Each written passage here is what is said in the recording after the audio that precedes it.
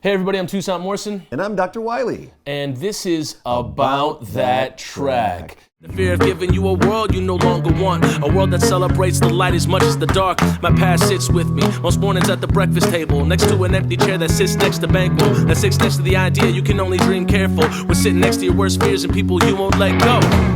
I don't know who I am.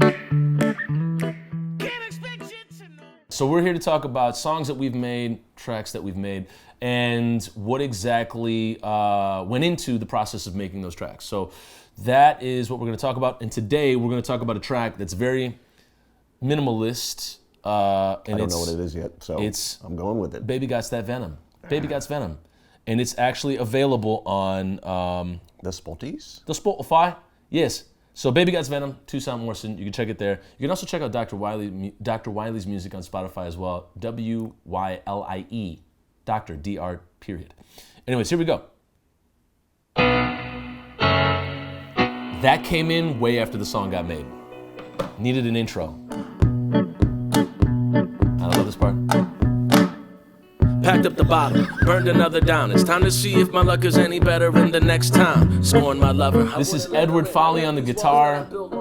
Amazing job. I mean, moments flow through me. Nobody's tool except my heart when it's pulling. I tried to cut it out once, but I couldn't find a blade sharp enough to cut through the walls I already made. There's no trouble in the discomfort of. He went over this later on, I think afterwards. That little solo in the background. The light as much as the dark. My past sits with me most mornings at the breakfast table. Like concluding scene on your uninvented Tarantino film. It basically, yeah.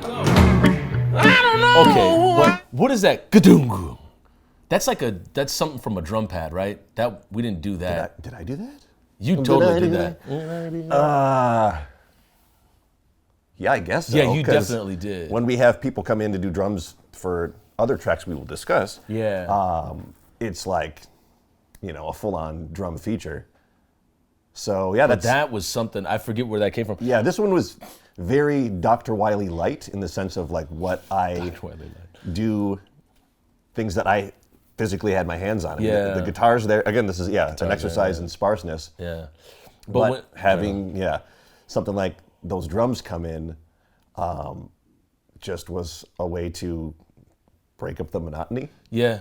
Yeah, and it just introed the next like chapter in the song.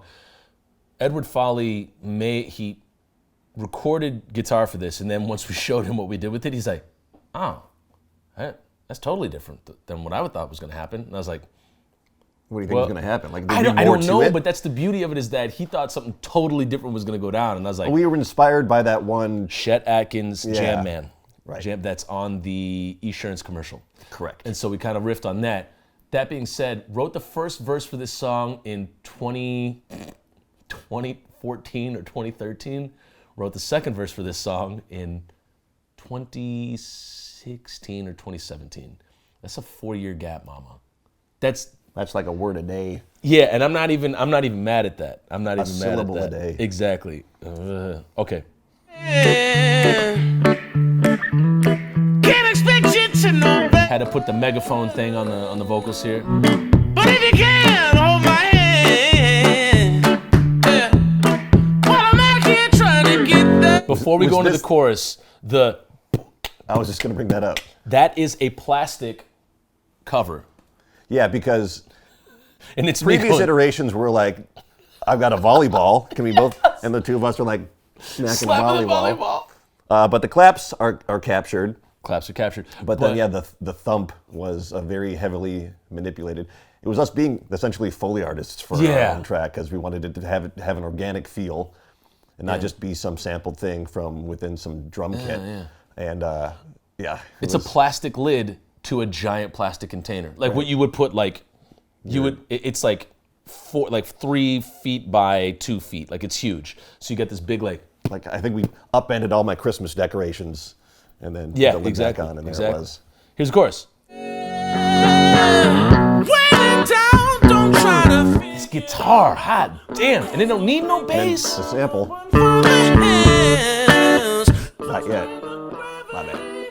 I'll be right there to lift you. I can take fire without giving. Hey.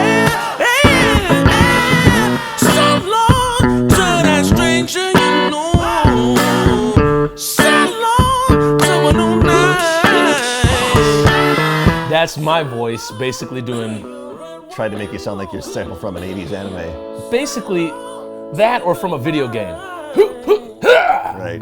Finish the bottle. Let it Right. And it just goes back to whatever the hell this is.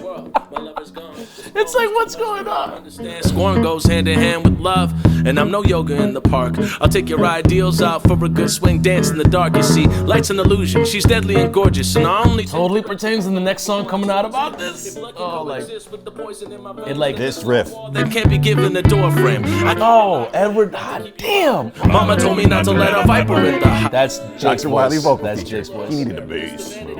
Samurai wary. The jagged parts of my life are the only parts that I got, and they've made good for building a city around the heart.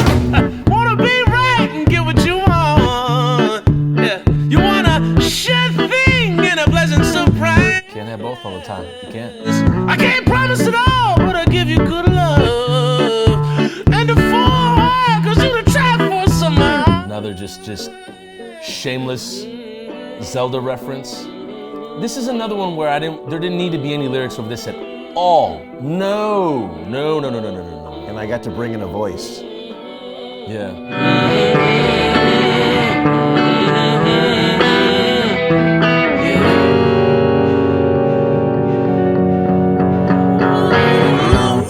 Gotta love the resolution of that Yeah, dissonance. yeah. Let it hang just long enough. Trust where the gravity hits you. I'll be right there to lift. I think we sampled a blue whale for that one. A blue whale, yeah, we Went out sampled to the a- middle of the yeah, ocean. an orca. Yep. That stranger you know. So long to an old night. Suppose it should be pointed out the What? hilarity of our attempts to capture these different little samples with the whole 1, 2, 3, yay! Yeah. So someone like perhaps upstairs trying to carry on with their lives while we're downstairs doing this layer after layer after layer. I mean, Yeah. to make it sound like a crowd of people, and we've got one mic, Yeah. you got to do it like 13 or 14 times. And in a vacuum, And it I'm sounds very like people are surprised going, that no one's called some sort of law enforcement out of the concern of God. just what sounds are coming out repeatedly. Yeah, are people dying in your basement? Right. Yeah, and even like the yeah, like that's all from. I think a lot of that comes from obviously Shaw Brothers films, but even more so prominently, the first Teenage Mutant Ninja Turtles, like the assistant to Shredder. That dude, he sold it so hard when he would like hit Because he's a he'd go, caricature yeah, like he just was classic so villain. like in the larynx. Right. There's two modes with characters like that. It's stone-faced. Yeah. And then it's Yeah.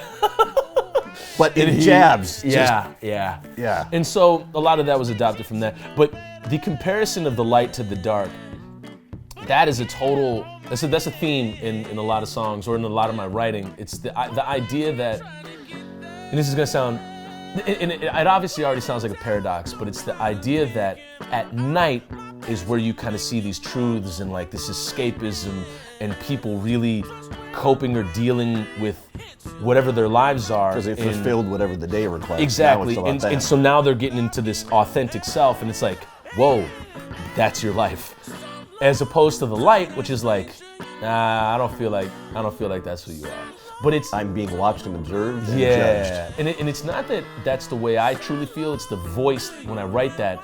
It's this idea almost of duplicity, but also Frank, who made Sin City? Frank Miller.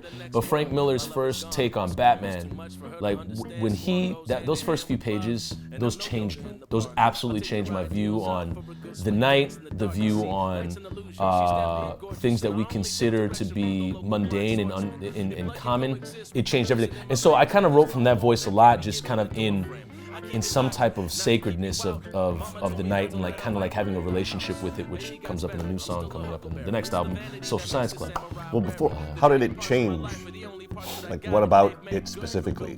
Because I think there's a lot of profound stuff that does get introduced in that story, but pertaining to the song. One of the lines is where he talks about Superman, and he's like, Because this is like, after retirement phase, essentially. Batman's old. Yeah. He's an old dude. But the idea is that the lyrics pertain to like specific people in my life, just to like put that out there. But also, more specifically, to myself and the actual like just gambit I put myself in with like relationships sometimes where it's, you know, I just prioritize the idea of escapism or being right or winning over all costs. And so it's obviously a very unhealthy way of coping, but it hones in on that. But to go back to the comic book, there's a line where it has an inner monologue of like Bruce Wayne talking about Superman, and he's like, they show a shot of like Superman standing in the sun, and he's like this, and he's like, look at him standing in the sun like he invented it. And I was just like, what? Like, he just condescends to the homie so hard. And that's kind of the voice that I operated from a little bit in this particular song. So, yeah, and you heard all the ways we made it, and Edward Foley had a huge deal in making this, and we hope that this song would be pretty quiet without him. Yeah. And pretty uneventful. Yeah, absolutely. So thank you, Edward. That's Baby Got's Venom, and you can check it out on Spotify. And be sure to go to patreon.com/Toussaint Morrison and join the Social Science Club, where you will get more videos like this. So yeah, thanks for stopping by. Yeah.